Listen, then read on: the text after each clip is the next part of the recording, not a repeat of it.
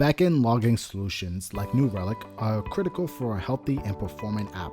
However, they fail to show important aspects of debugging, like what a user did to trigger a bug or the state of the application when the bug occurred. LogRocket is a front-end application monitoring solution which bridges the gap between what happened on the front end when a bug occurred and the corresponding logs in New Relic. Here's how. When a user encounters an issue on the front end of your app, you can search for the user's session in LogRocket.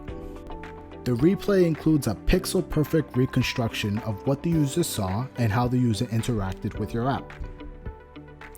LogRocket also reproduces all of the information in the developer console, shows performance metrics like CPU and memory usage, and also shows the network requests that occurred during the session.